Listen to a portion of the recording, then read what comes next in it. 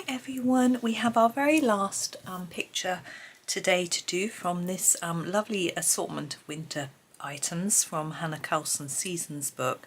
We have the bird and he's holding a moon on this sort of plant. Now I am thinking these look like wheat or maize, but I'm actually going to colour them green because I want it to look a little bit more wintry rather than autumnal. Let's get in a little closer. I'm not going to come in mega close because it's quite a big picture, but we'll get in a little closer. That might be a bit too close. I don't know if you can see the top of the bird's head. There, okay. So as I say, I'm going to do them green. I want a sort of wintry green. I'm looking in my Polychromos. I'm going to grab the pine green, I think. I'm only going to use the one shade, keep it quite simple. So here he is, our pine green. And for the stalks, I'm just going to block it in really with colour. So nothing too complicated. Just a nice, fairly layered amount of colour so we can see it. I'm trying not to go over the ribbon, that was an accident. You could make it a little darker under here, but I'm just going to keep it really simple. And just get those stems or stalks. I know I saw a good video where someone was referring to stalks of a flower. I'm going to make these a bit darker here, so I'm just going to layer it up a little bit more and less as I go towards the tip. Now, a stalk of a flower is spelled S-T-A-L-K. It's not a stalk as in S-T-O-R-K. Okay, now here I'm going to go darker base and then lighter up towards the top here, like that, because there'll be shadow where it's overlapping. And I'm just going to do the same thing, so darker here and then fade as we go up, just less layers, like that. And I shall continue that through as I waffle on a little bit. I hope everyone's feeling well today. I'm trying to work out what day this will go out. It's sort of 9th, 10th, maybe 11th of January, so we're getting through past the Christmas season now, aren't we? I can't work out what day of the week it's going to be either. Anyway, no matter. But yeah, I've had a lot of fun with this page. I've got quite a few plans coming up for videos. I've got requests for 3 Johanna Basford pictures, which I will be doing. I may have started one actually in the afternoons. I've got some ideas for smaller series from Johanna Basford's Rooms of Wonder and from a Rita Berman Asian book. I'm just going back over some of these and darkening them a bit more. So that's going to be fun. I've always got so many plans and never enough time to record everything. When I think of it, obviously it takes time. But it's good to know where I'm at and what I'm going to be doing in the future.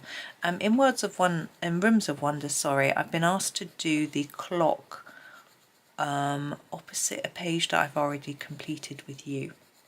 I think it's a clock. Anyway, I'll be doing that one.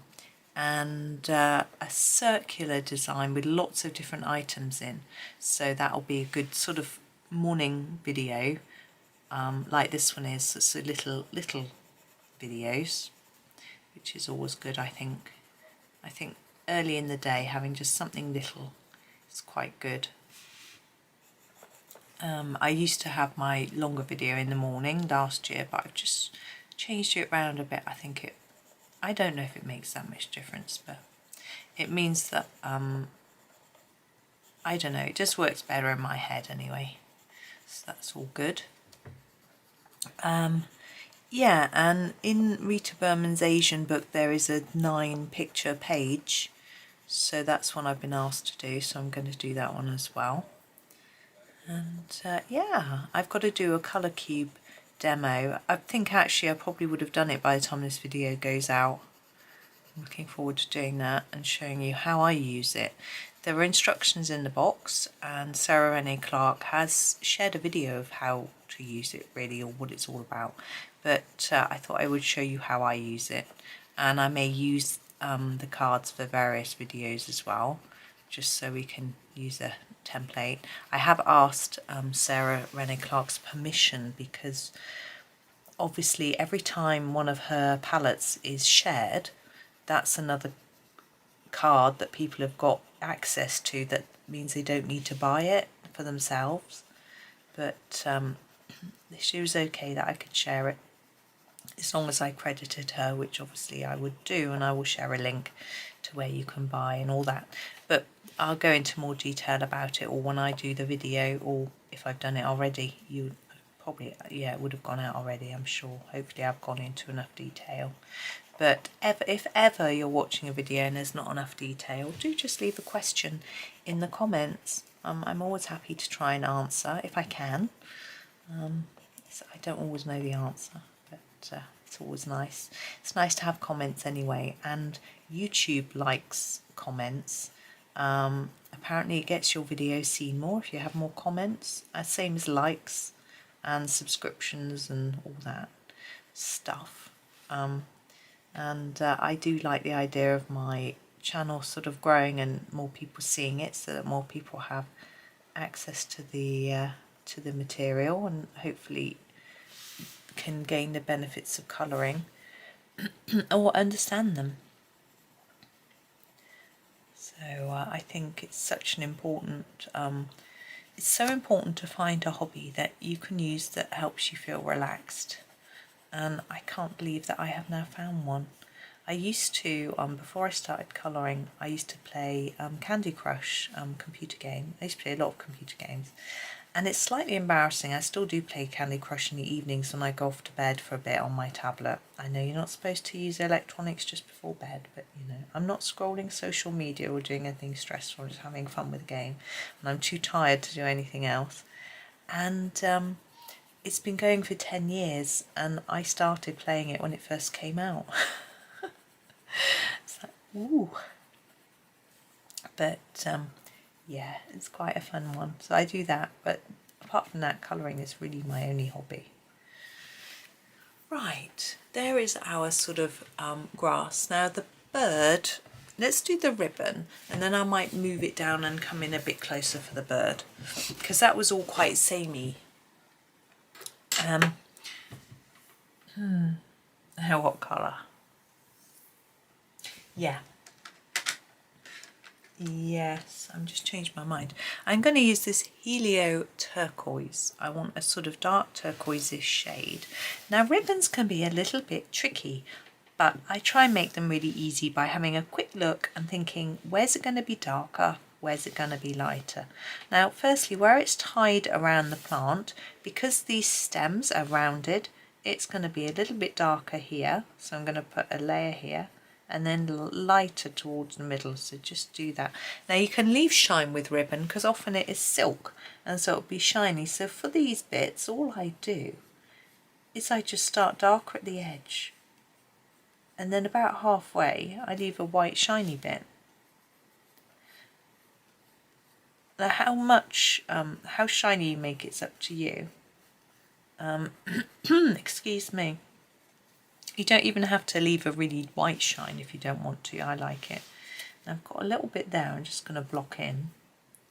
Then here. Now you could look at it carefully and think about, where does the ribbon bend? Where's it going to be shiny? But I don't take it too seriously. I just have a bit of fun with it. See, this bit under here wouldn't actually be darker because it's in the shade. This bit that's up here would be the lightest bit, and I haven't quite done that right, but you know. It's okay. So each one just a bit lighter towards the middle, and for that one, because it's higher in the middle, that all makes sense. And here too, it sort of will. There we go. There. So there's the ribbon, and we're going to just, oops, I need to move my pencils are on top my book. There we go. I may not zoom in actually, a little bit. Let's come in a bit. Yeah, you need to be able to see. Now we've got a lot of detail going on in our bird, but we're not going to let it faze and worry us. We're going to use our cobalt turquoise to start with and just pick out some details and make it a little bit easier. So let's start with these tufts that are coming off the head. I'm going to do them the same as I did the ribbon. So dark near the head, start to lighten, dark on the tip, come together with a little gap. Okay, same here. I mean, again, it doesn't make perfect sense because why wouldn't it be lightest on the tip? You could make it light on the tip if you want. But I've started doing it like this, so I'm going to continue doing it wrong all the way through.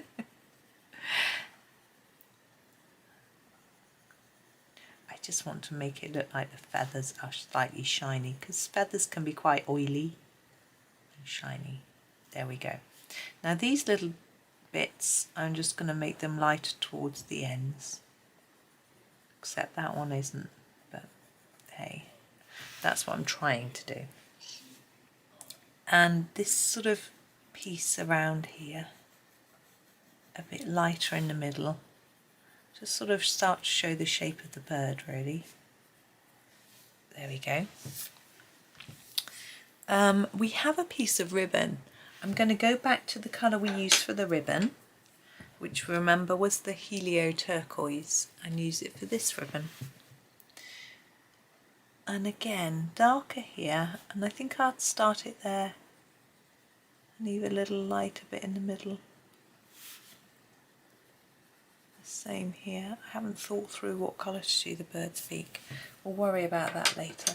We won't worry about it, we'll deal with it. Cobalt turquoise is not going to be a stress. Now, I think I'm going to do this bit as well in a slightly darker colour, fading it again towards the central part. There we go.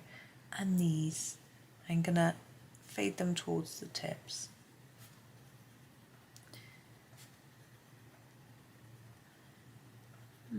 And these bits, I'm going to fade towards the base. The circles, I'm going to fade towards the middle. Now we have these loops, lighter at the bottom. I'm just making this up as I go along. I'm not thinking too much about it. I'm just having fun getting colour down on this very pretty bird. Here I'm going to go lighter towards the base. There we go. I think I'll colour these in this too.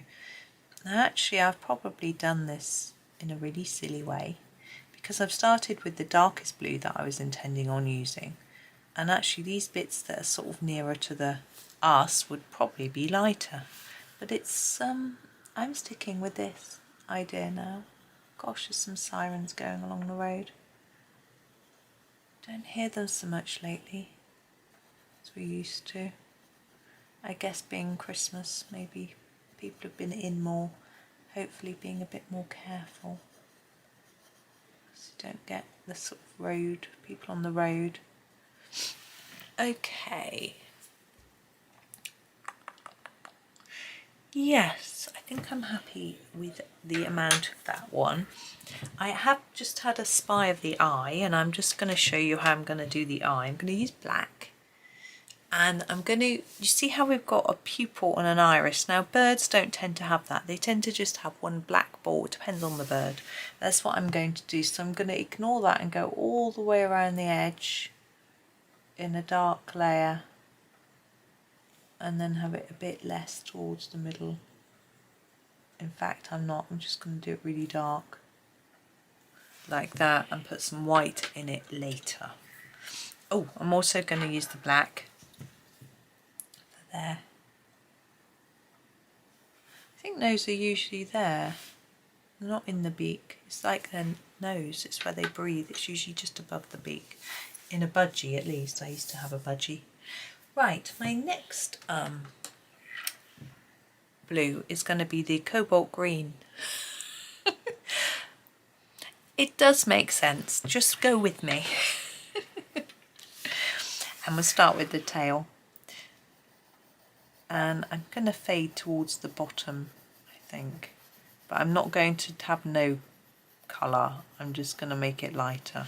Sorry, I don't know how well you can see. It's a little bit of an awkward angle for me, this bit. There we go. I've sort of gone with this blue because bluey green colour, because I think it's sort of wintry, it's a cold colour. Now I wouldn't sort of do orange for a winter bird, but I just think it's nice. And I'm not trying to make my bird look like any real bird, thankfully, because it certainly doesn't. There we go. This one may be a little bit too light there. Now I'm going to do the same on the wing, starting really light at the top. No, really dark at the top. Let's get this right. So let's make a quite dark in these loops. And start to fade it down a little bit. All the way across. Now the chest is going to be a bit of a challenge. I'm just having a look at that. But that's okay, we can deal. Like that. And then here we can get more of a significant fade. So keep it fairly dark on this bit.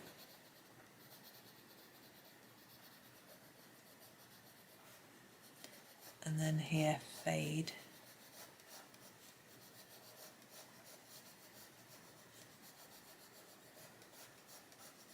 There we go. Now, I'm wondering whether to go to a lighter colour pencil or not, but I don't think I will. Now for the face, I think I'm just going to make it quite a pale colour throughout and not vary the colour, at least not until I've looked at it. So I'm just going to put down a fairly even layer if I can. I'm being really messy. By the time I've tidied this up, it's not going to be as light as maybe I'd hoped. I think maybe just keeping it plain on the face. Now the feathers, I want to do each one singly, and they are small. Don't have to, you can just block it in if that's okay with you. But I'm going to try to fade them towards the base tip, sorry, from base to tip. It's quite confusing, the base is at the top. But anyway, it's quite difficult to fade it when they're so small. I'm tending to leave a little white bit. It's not really, it's sort of an accident really. It's just how it's working out. But I think it's okay. If the area is a little bigger, I'd be able to fade it more. Now I'm thinking about that beak and that moon. They're interesting, aren't they? I love that he's got the moon in his beak. It's pretty cool. Hannah's imagination's fabulous. I do hope she's going to be able to do a bit more drawing soon, poor thing. She struggled last year, didn't she? I don't know if you knew, actually, in January last year, she had a, she passed out, I think it was, and they found out she had a brain tumour. So, but she's recovering, which is really good news, but slow. And I think the good thing with our brains is they can recover. We can improve. It's like when you have a stroke. You know, I saw it in my mother-in-law. You know, when she first had her stroke, she could barely speak. She barely knew what was going on. She didn't recognise everybody. or she couldn't think of their names even if she did recognise them, but eventually she was able to know who people were. She couldn't ever remember, she struggled to remember my husband, her son's name, but he didn't mind because he knew she knew who he was, so it didn't matter too much. And she walked with assistance of a cane, but she could walk, and she was almost getting some movement back in one of her hands. So unfortunately she didn't, like cobalt, turquoise, she had another medical condition which yeah, anyway, but it was quite amazing watching how much she could potentially do and learn, but it's be quite a difficult thing to cope with. And the beak with this one too. I'm going to block it in quite hard like I did with the feet because it's a pale colour. I think it's quite fun. Now I've got, I think that little ring where the string's going through, I'm thinking that's a hole, so I'm not going to colour that. It could be like a what's it called? Is it called an the aglet? It could be like an aglet. Do you know what I mean? On a shoe where you put your lace through, there's a metal ring.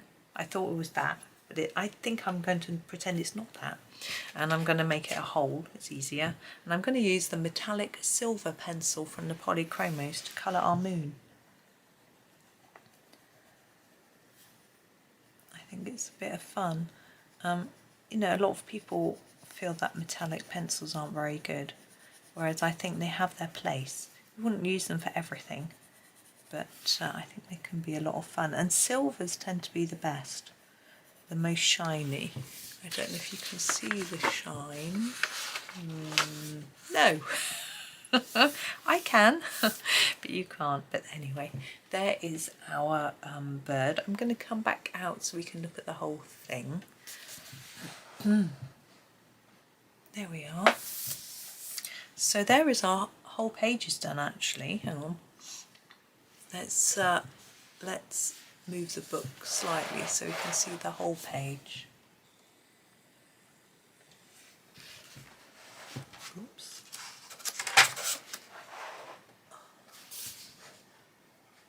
There we go.